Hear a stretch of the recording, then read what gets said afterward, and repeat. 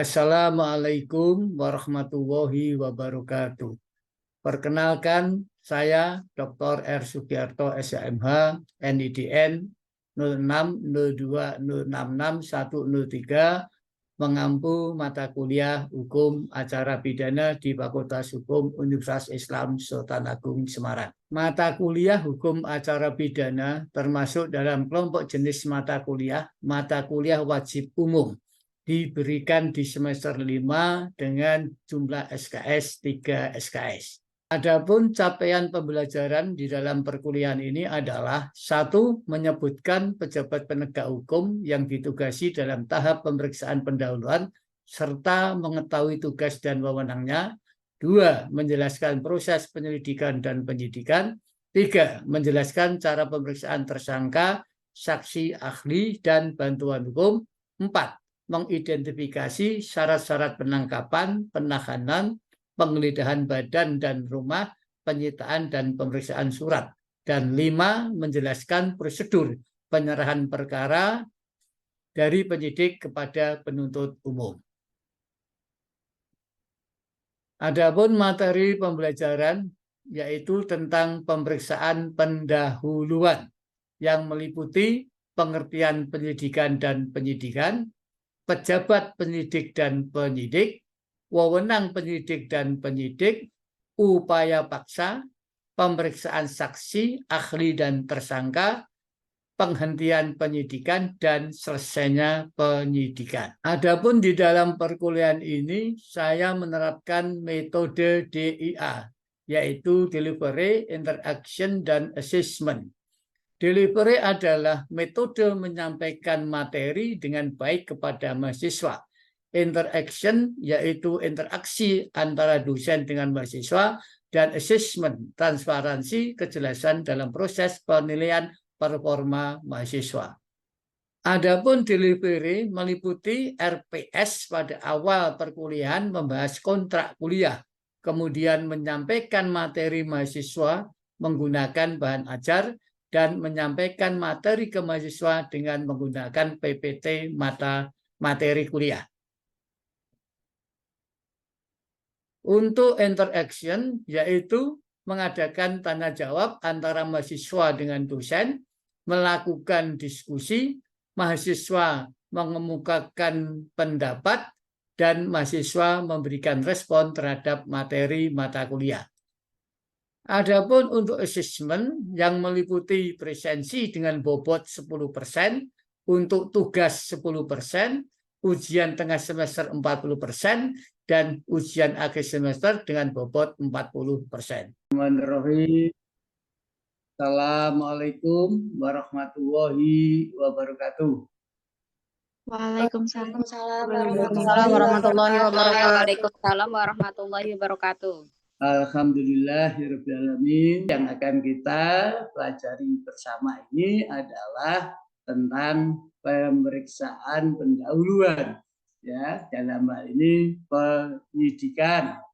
Ya, tentunya nanti termasuk di dalamnya adalah penyidikan tambahan. Ya, jadi penyidikan tambahan itu ya penyidikan yang dilakukan setelah adanya ya petunjuk dari penuntut umum untuk melengkapi berkas perkara penyidikan. Ya, jadi di dalam perkuliahan ini saya berharap nantinya kalian ya itu bisa untuk memahami ya, kemudian menganalisis dan menjelaskan tentang ya apa itu pemeriksaan pendahuluan. Ya, jadi pemeriksaan pendahuluan itu pada dasarnya adalah pemeriksaan pada tingkat penyidikan. Nah, apa itu penyidikan? Ya, kalian bisa membaca dalam pasal 1 ayat 1 2 itu ya, itu adalah serangkaian tindakan penyidik dalam hal dan menurut cara yang diatur di dalam undang-undang untuk mengumpulkan bukti, membuat terang tindak pidana terjadi, serta guna menemukan tersangkanya. Ya, jadi fungsi penyidikan itu meliputi 3 hal: mengumpulkan bukti, membuat terang tindak pidana yang terjadi, kemudian menemukan tersangka. Nah, sebelum dilakukan penyidikan, ketika ada dugaan tentang terjadinya suatu tindak pidana, itu terlebih dahulu dilakukan penyelidikan. Jadi menemukan suatu peristiwa yang diduga sebagai tindak pidana. Jadi kalau di dalam penyelidikan itu baru adanya dugaan, suatu peristiwa yang diduga sebagai suatu tindak pidana. Kemudian untuk dapat atau tidaknya dilakukan penyidikan. Itu yang dimaksud sebagai fungsi dari penyidikan suatu perkara. Untuk pejabat penyidik itu kalian bisa lihat di dalam pasal 6 KUHP itu, baik penyidik dari penyidik Polri maupun penyidik dari pejabat pegawai negeri sipil tertentu yang oleh undang-undang dikuasakan, diberikan wewenang untuk melakukan penyidikan. Jadi di sini menerima laporan atau pengaduan, melakukan tindakan pertama pada saat di tempat kejadian dan seterusnya. Ini dikandung maksud untuk dalam rangka bisa menemukan atau mengumpulkan bukti. Nah, jadi kemarin yang sudah kita pelajari yaitu mengenai sumber diketahuinya tadi di awal sudah saya sampaikan. Jadi dugaan tindak pidana atau tindak pidana itu bisa terjadi karena tertangkap tangan, laporan, pengaduan dan diketahui oleh penyelidik atau penyidik. Apa itu tertangkap tangan? Itu sebagaimana pengertiannya dinyatakan di dalam pasal 1/19 KUHP. Tertangkap tangan itu tertangkap pada sedang atau waktu melakukan tindak pidana, atau dengan segera sesudah beberapa saat tindak pidana itu dilakukan. Kemudian diserukan khalayak ramai bahwa seseorang itu telah diduga melakukan satu tindak pidana. Atau apabila sesaat kemudian padanya ditemukan benda yang diduga keras telah dipergunakan untuk melakukan tindak pidana.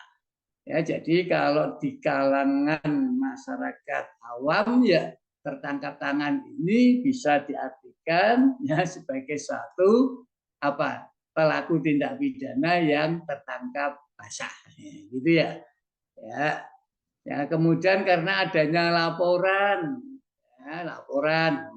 jadi tindak pidana itu bisa tindak pidana biasa dan tindak pidana aduan. Nah, kalau tindak pidana biasa itu harus dengan dilaporkan dari dugaan terjadinya tindak pidana itu. Tetapi kalau untuk tindak pidana aduan itu harus diadukan untuk bisa nantinya dilakukan satu penyidikan dan penuntutan.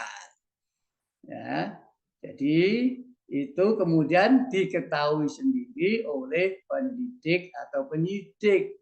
Kemungkinan petugas Polri sebagai penyidik atau penyidik itu melakukan patroli keamanan terhadap wilayahnya, kemudian terjadi suatu dugaan atau tindak pidana, maka kemudian bisa untuk melakukan penangkapan terhadap pelaku tindak pidana tersebut.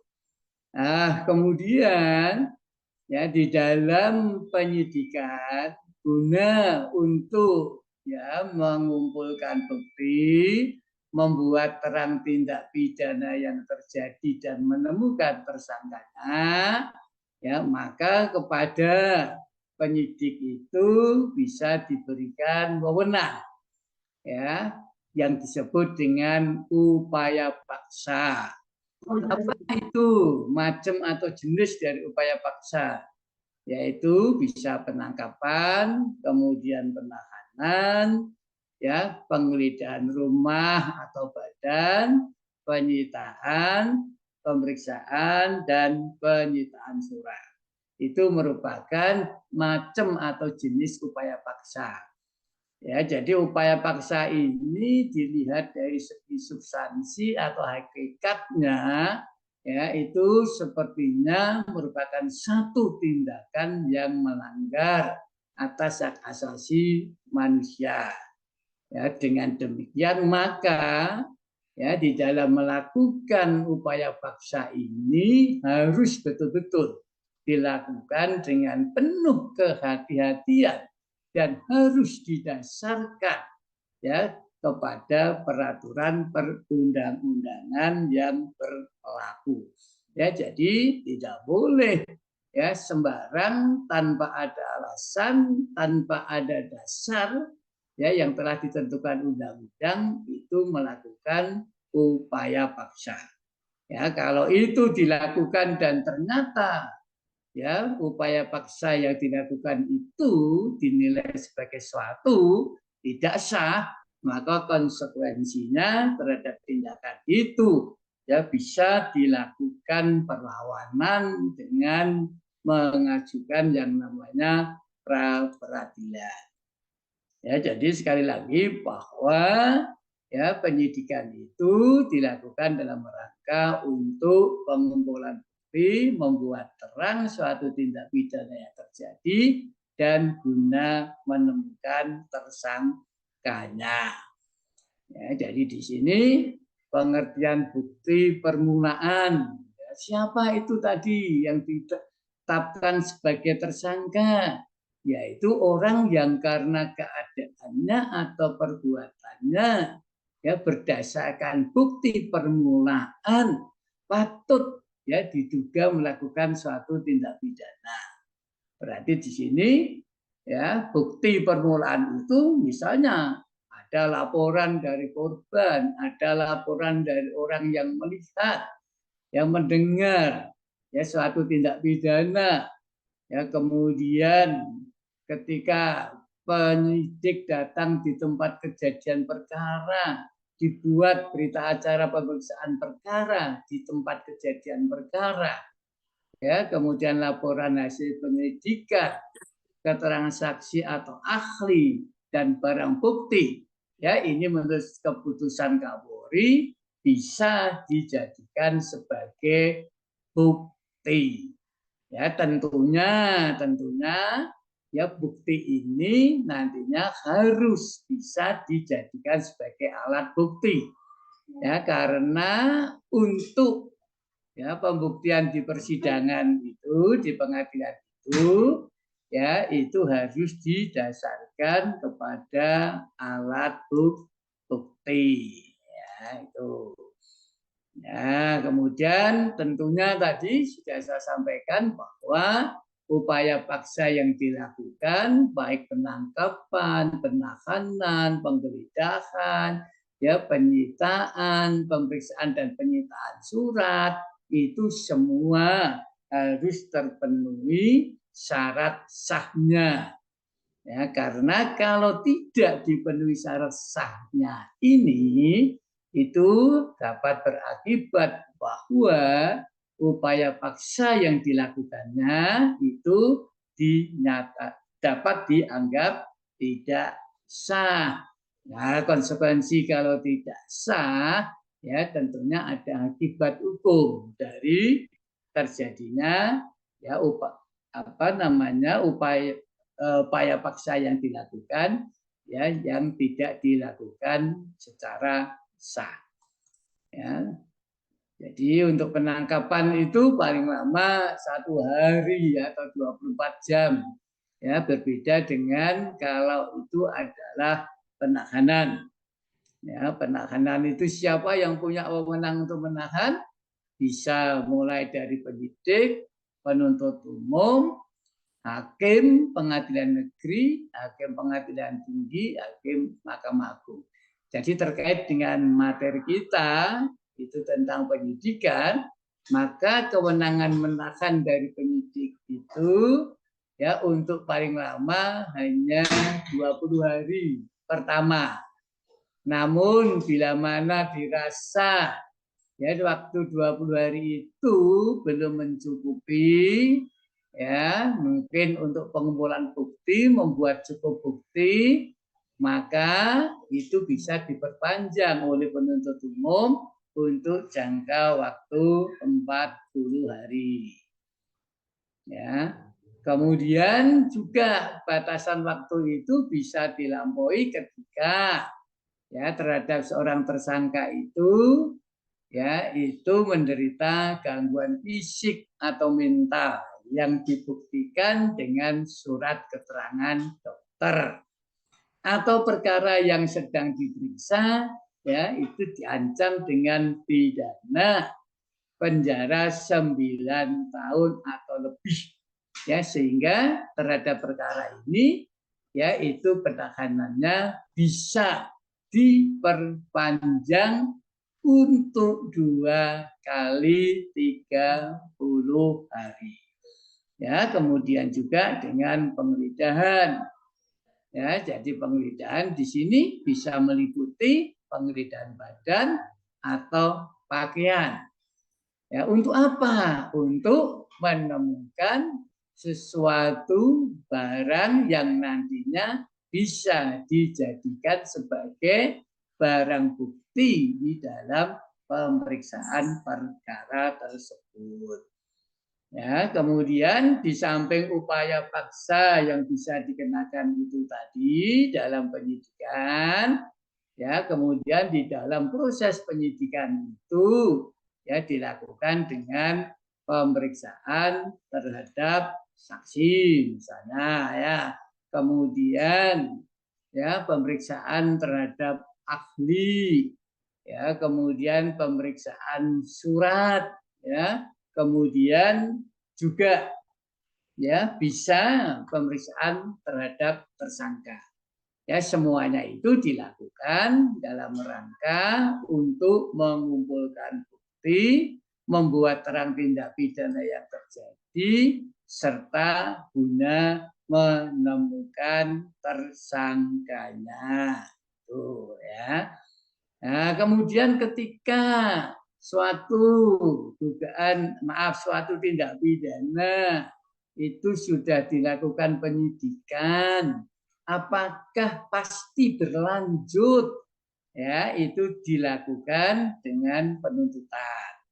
Ya, jawabnya tentunya bisa berlanjut ya dengan penuntutan, tetapi juga bisa tidak berlanjut dengan penuntutan.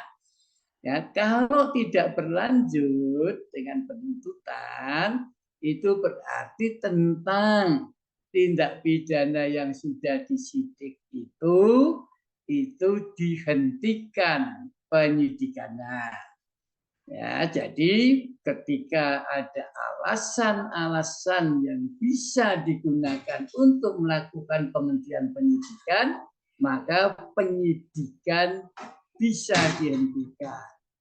Yaitu ketika ya ternyata bukan merupakan suatu tindak pidana, tidak terdapat cukup bukti ya atau demi hukum. Nah, ya ada alasan demi hukum sehingga ya penyidikan itu bisa dihentikan. Ya, kemudian kalau memang ya dianggap hasil penyidikan yang dituangkan dalam berkas perkara itu ya oleh penuntut umum itu dirasa sudah lengkap, maka terhadap perkara itu kemudian dilanjutkan dengan penuntutan, yaitu dilimpahkan ya oleh penuntut umum kepada pengadilan negeri yang berwenang guna segera untuk dilakukan pemeriksaan. Ya, di samping ada penghentian penyidikan itu tadi, ya juga ada yang namanya ya selesainya penyidikan. Ya, jadi kadang-kadang orang menganggap bahwa penghentian dan selesainya penyidikan ya, atau penyidikan dianggap selesai itu dianggap sebagai sesuatu hal yang sama. Ya, padahal hal itu berbeda. Ya, jadi kalau selesainya penyidikan itu berarti apa? Ya, berarti bahwa ya berkas perkara itu tadi yang diserahkan oleh penyidik kepada penuntut umum ya dalam jangka waktu 14 hari tidak lagi diserahkan kepada penyidik, atau sebelum 14 hari itu penuntut umum sudah memberitahukan kepada penyidik bahwa ya berkas perkaranya lengkap dan sudah memenuhi syarat untuk bisa dilakukan penuntutan. Ya, jadi itu mengenai ya penyidikan sebagai tahapan pemeriksaan pendahuluan di dalam proses penyelesaian perkara pidana. Ya, itu. Ya, silakan dari teman-teman mahasiswa ya, dari apa yang saya sampaikan itu tadi ya barangkali ya akan ada hal-hal yang didiskusikan, ditanggapi, ditanyakan, atau ya kalian juga bisa memberikan pendapat. Kakak. Pak, izin bertanya, Pak. Ya, Mbak Dina, Melisa, silakan Mbak Dina. Mohon dijelaskan Pak, kalau untuk penghentian penyelidikan itu bagaimana ya Pak?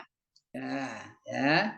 Jadi ya kalau penghentian penyelidikan, jadi ketika penyelidikan itu kan apa? Bahwa dugaan ya tentang terjadinya tindak pidana kemudian tidak didukung dengan bukti yang cukup ya sehingga perkara ini dihentikan pada tingkat penyelidikan.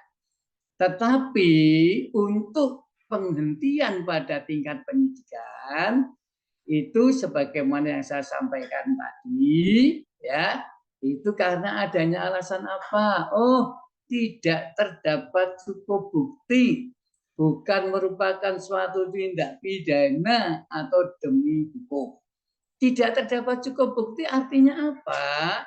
Artinya terhadap tindak pidana yang sudah diperiksa itu ternyata ya tidak terpenuhi atau belum memenuhi ya adanya bukti minimal. Ya, bukti minimalnya itu berapa? Ya, kita mengacu pada pasal 183 KUHP. Bukti minimal itu adalah minimalnya ada 2 alat bukti. Ya, jadi ketika ya di dalam penyidikan itu ternyata tidak bisa ditemukan bukti minimal, maka penyidikan bisa dihentikan ya. Kemudian bukan merupakan suatu tindak pidana. Ya, artinya perbuatan yang dilakukan oleh tersangka itu ya setelah dilakukan penyidikan ternyata ya tidak memenuhi ya unsur-unsur tindak pidananya. Ya, jadi kalau tidak memenuhi unsur-unsur tindak pidana yang dipersangkakan, maka di sini ya penyidikan itu bisa dihentikan. Ya, demi hukum misalnya. Ya, kalau ada alasan demi hukum juga bisa dihentikan. Misalnya apa? Oh, terjadi kadaluarsa.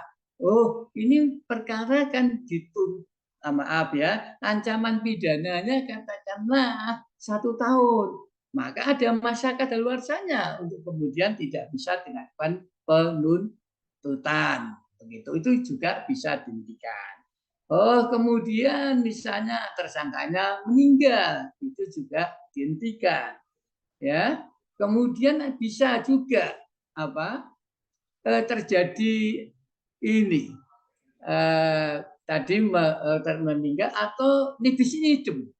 Ya, nibis idem. Jadi tersangka ini dulunya pernah ya disangka, kemudian sampai didakwa, kemudian dijatuhi pidana, pidana sudah berkekuatan hukum tetap, ya, kemudian dituntut untuk kedua kalinya. Nah, ya, ini untuk penyidikannya juga tidak bisa ya dilanjutkan.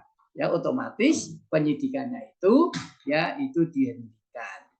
Ya, jadi itu alasan-alasan serta contoh ya ketika penyidik itu akan menghentikan suatu penyidikan.